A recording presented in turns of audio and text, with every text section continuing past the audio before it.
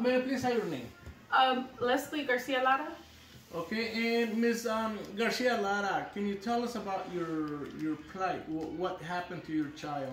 On Friday afternoon at around 3:15, we got a phone call from the sheriff's department stating that our daughter Isabella was one of the 4 victims of child abuse by a teacher at Quartz Hill High School. I was devastated. I was frantic. My husband had to take over the call because I could not even fathom what they had done to my daughter. They didn't call us from the school. They didn't let us go pick her up. They just let it happen and just sent her home on the school bus like nothing. Detectives weren't able to look at my daughter or anything. They just sent her home. From my understanding, Ruth Wenger is the teacher who was hurting the children in different ways. They're mostly wheelchair bound children. According to them, she was forcibly holding my daughter's hands to the point of pain to learn how to write, because my daughter has the mentality of a 2 to 3 year old, and she's 16, but and she can walk sometimes, with assistance, but mostly she's in her wheelchair. And if she would not comply, she was considered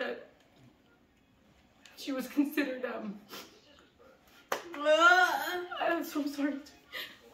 She was considered a problem in the class.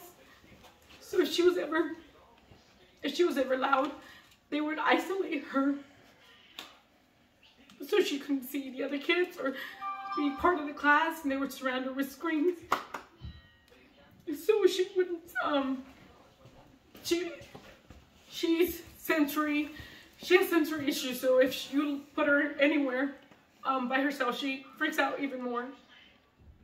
So there is hand-over-hand techniques, but you should never hold it so hard where you cause pain or bruising. And after she got home, when we were told that they were forcing her hands, we were told to check her hands, and we saw that there's bruising on her hand, and there's a lump that was protruding from the top of her hand next to her wrist. And we took her to urgent care, and they had to do x-rays.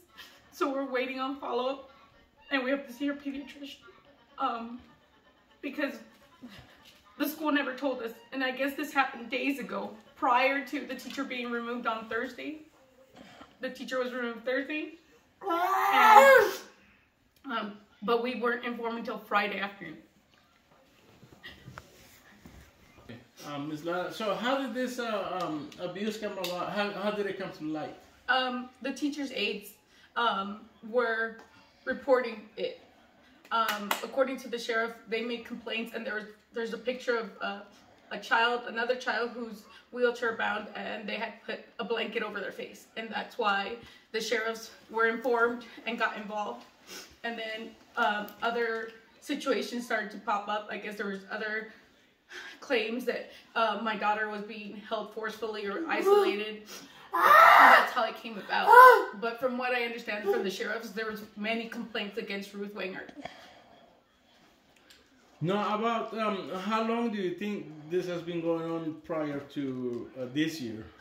Probably months.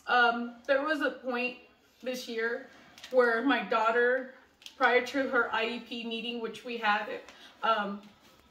she was becoming really aggressive, and she's not somebody who doesn't like school. She loves school. She'll sit in her chair and wait for us to go put her on the bus, and we're like, it's the weekend, mommy, there's no school. But she loved it, and then all of a sudden she hated school. She threw a tantrum and she had to go to school. And we were all worried. We were communicating with the teacher, and she's like, I don't know why. And we didn't understand what was going on. So we had the IEP meeting, and I asked her, is there something going on in the classroom? Because she doesn't like school right now, and it's not like it. And all of a sudden, the teacher's tone changed. And she's like, no, I don't know. And right after that was Thanksgiving break, and she changed. All of a sudden, she didn't go to school. She was no longer aggressive. She got sick for a little bit, so she didn't go to school right after. But when she went back, she was calm again because she wasn't dealing with the teacher anymore. And it was better for a long time. Well, not a long time, for at least a couple months.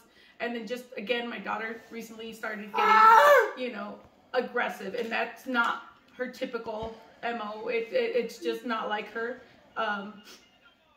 She gets along with the teacher's aides. They're really nice. But I was never allowed to talk to the teacher's aides. And that's a first for us.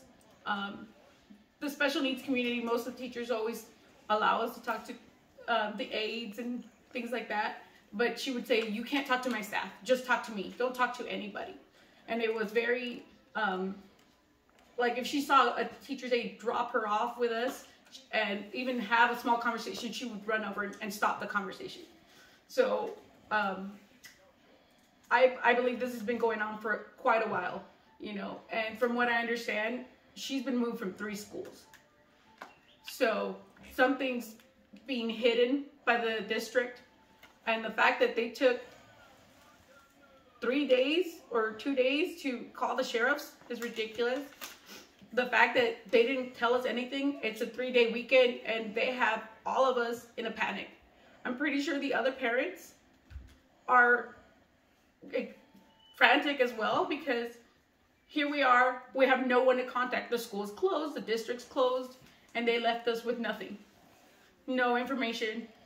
We just got a call, a terrible, frightening call from the sheriff saying, your kid's been abused in some way. And you just have to imagine the worst. That's all you can do, you imagine the worst. And you just worry, and you just want your child with you. And you have to think, what else could they have done to them? You just have to think, oh my God, why is this happening to your kid? When you trust these people, you know, it takes a special kind of person to take care of a special needs person. And you trust them. And you trust the district to do the right thing. And they're not. They're not doing the right thing. They're hiding something. And the fact that they won't call, they won't warn us, give us a choice to keep our child home once you find something out. If you knew the teacher was pulled on Thursday, if you knew Thursday, why did you let me send my child again to school? I should have known. I should have been aware. And now, as I understand it, did the sheriff's department give you a report number for that specific complaint that they have? Yes, they did. We had to call back because they gave it to us the first time, but I was frantic, so I couldn't register it. But the detective gave us information because there was she's being charged with child abuse, and according to them, it was egregious. So you imagine these kids can't defend themselves. They're nonverbal, so they can't say. She can sit here and say she didn't do anything, and who are they? You know, she's the only one that can defend herself verbally, physically. She's the only one. Sorry, sweetie. I'm so sorry.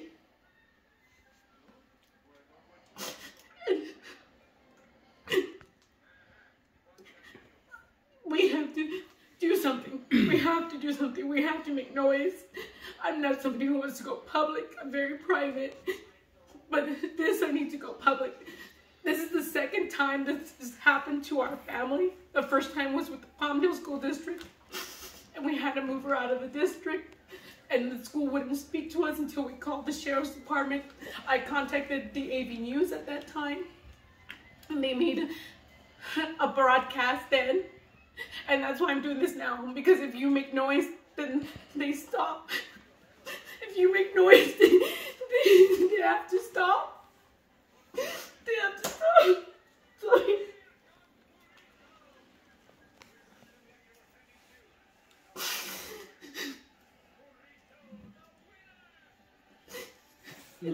How long has this teacher been her teacher?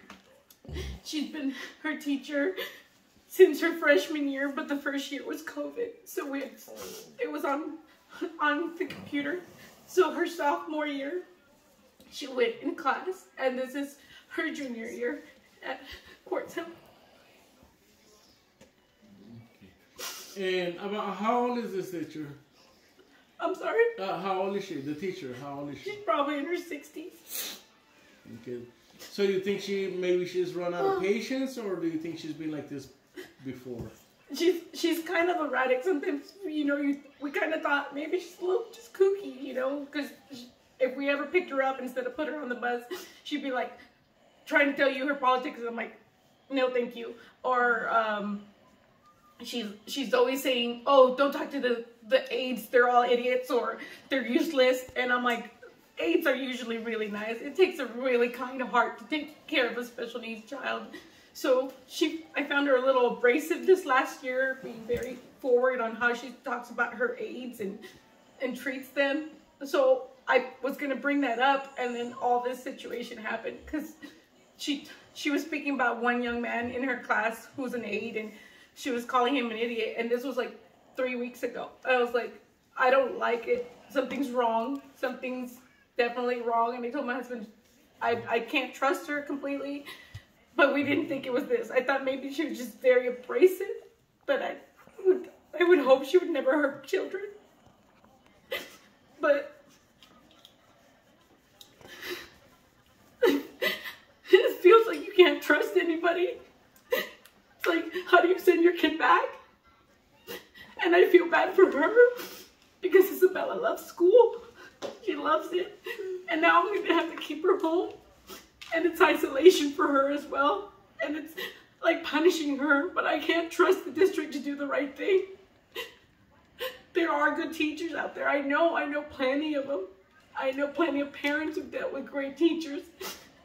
You know, it's a very tight-knit community.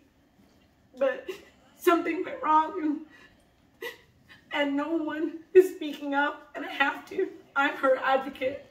Her dad's her advocate. Our whole family is her advocate, and we have to do something.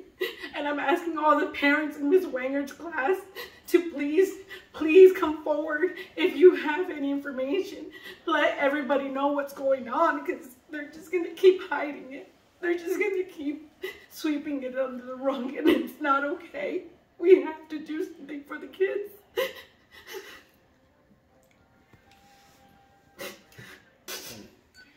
My name is Lara, and this is my daughter, Isabella, and I get permission for her to be on television. It's okay, I'm sorry, Mommy. It's okay. And your phone number, please. 66. You want paper? You want more paper? You want this one? Okay.